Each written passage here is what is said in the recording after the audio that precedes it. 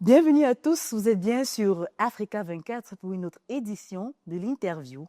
Le développement du commerce et de l'industrie est un moteur essentiel pour la diversification économique, la création d'emplois bien sûr et l'attraction des investissements dans le pays. Pour mieux comprendre le vif du sujet, mesdames, messieurs, nous recevons ici le ministre du Commerce et des Industries, M. Akoloza Thierry Patrick, dans le cadre de la table ronde d'investissement pour le financement du plan national de développement de la République centrafricaine. Monsieur le ministre, bienvenue sur Africa 24. Je vous remercie pour cette opportunité. À quoi ressemble votre politique industrielle pour les prochaines années à venir? Une fois de plus, je vous remercie pour cette occasion qui nous permet de parler un peu de la situation de notre industrialisation. Mais je voudrais tout d'abord annoncer aux téléspectateurs de Africa 24 et de la télévision centrafricaine, ainsi que la radio nationale, que depuis l'accès de notre pays à la souveraineté internationale, c'est pour la première fois en 2024 que nous avons eu une loi sur le secteur industriel. Puisque, à l'époque, le fonctionnement de notre tissu industriel était fait sur des textes qui n'étaient pas bien encadrés. Et donc aujourd'hui, dans le cadre de la modernisation de notre système industriel, nous avons une loi qui a été promulguée en juin de l'année dernière. Et donc, pour répondre à votre question, aujourd'hui, nous voulons moderniser notre industrie, puisque c'est, comme vous l'avez dit, c'est un levier pour le développement et ça peut résoudre plusieurs problèmes à la fois, notamment le développement des valeurs de nos produits, parce que la République africaine est potentiellement riche en ressources naturelles. Malheureusement, ces produits-là ne sont pas transformés, ne sont pas mis en valeur. Je donne l'exemple, par exemple, du bois où, depuis l'indépendance, nous exportons ces bois-là d'une manière brute.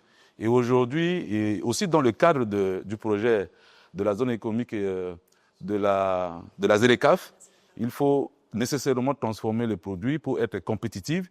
C'est pour cela que notre système d'industrialisation dans les années à venir vont être plus compétitifs et vont aussi être attractifs par rapport aux investisseurs. Monsieur le ministre, quelle est votre priorité dans le secteur industriel? Quel secteur vous porte à cœur? Ce qui nous porte à cœur pour mettre fin à l'importation, c'est l'agro-industrie. L'agro-industrie est très importante pour nous parce que vous voyez, la République centrafricaine importe plus les produits de l'extérieur. Et comme je l'avais dit lorsque je répondais à votre première question, nous avons beaucoup de richesses. Et donc, le secteur agro-industriel va permettre de renforcer notre capacité à transformer nos produits et à minimiser l'importation des produits qui viennent d'ailleurs. Existe-t-il dans le cadre du PND des projets que vous jugez particulièrement importants? Bien, dans le cas du PND, je pense que nous sommes partie prenante de ce processus de développement, puisque après l'humanitaire, nous sommes passés en phase du développement. Dans le PND, premièrement, ce qui importe pour nous au niveau du ministère du Commerce, parce que le pays en reconstruction, c'est la relance du projet de la cimenterie. C'est très important parce que, vous voyez, aujourd'hui, la population africaine achète le ciment à 12 000, à 13 000, à 10 000, ce qui ne favorise pas le développement des infrastructures.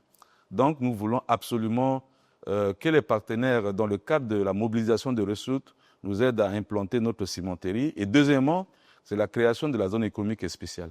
Parce que cette zone permettra aux entreprises de s'installer et tout le dispositif pour le fonctionnement des industries vont être réunis. D'ailleurs, j'annonce que dans le cadre des discussions avec l'ABAD, nous avons eu l'accord de principe pour le financement de l'étude de faisabilité et donc qui va peut-être démarrer en fin d'année. Le gouvernement a mis à disposition du ministère 597 hectares pour permettre à lancer et à viabiliser cette zone économique qui est située sur la route de Boali, parce que c'est là où il y a notre source d'énergie. Et parmi ces projets, comment impliquez-vous les jeunes? Les jeunes sont impliqués parce qu'aujourd'hui, il y a une montée des jeunes entrepreneurs. Nous sommes en train de les encadrer. Je reviens même d'une mission en province il y a 48 heures où nous avons eu des échanges avec des jeunes qui veulent entreprendre. Et donc, je pense que ces jeunes-là vont être impliqués parce que c'est le fer de lance de l'économie dans tous les pays au monde. Les PME font face à un accès limité au financement en ce moment en République centrafricaine, malgré un cadre légal et des initiatives récentes comme le Fonds national de garantie d'investissement. Monsieur le ministre, dites-nous comment l'État pourrait mieux accompagner ces PME qui sont également un moteur, un maillon essentiel dans l'économie centrafricaine. C'est tout vrai hein, que nos PME peinent à avoir des financements parce que nous n'avons pas de banques d'investissement, nous avons plus de banques commerciales.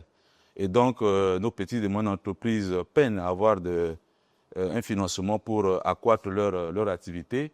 Mais au niveau du département, déjà au mois d'octobre, nous allons lancer un programme de mise à niveau, la création de l'Agence nationale de normalisation, pour permettre à ce que nos PME soient accompagnés. Et d'ailleurs, dans le cadre de programmes de formation que nous envisageons, nous pensons que c'est vrai d'avoir le financement, mais il faut aussi un encadrement et une formation de ces petites et moyennes entreprises pour leur permettre d'être plus compétitifs.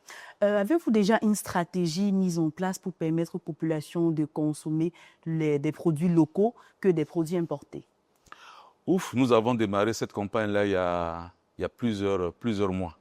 Parce que nous estimons que nous avons des produits locaux et même il y a des organisations entrepreneuriales qui travaillent sur ce sujet. Nous avons au niveau du ministère travaillé dans le cadre de la sensibilisation et même nous sommes allés plus loin pour interdire certains produits nocifs à la consommation. Et donc c'est tout un processus. Je pense que l'année 2026, tout au début de l'année 2026, nous aurons un vaste programme dans ce sens pour sensibiliser nos compatriotes à consommer les produits locaux. Monsieur Akolaza Thierry Patrick, ministre du Commerce et des Industries de la République centrafricaine, merci d'avoir répondu aux questions d'Africa 24. C'est moi qui vous remercie. Mesdames, Messieurs, merci d'avoir suivi cette édition de l'interview. Restez scotchés sur Africa 24, l'information continue.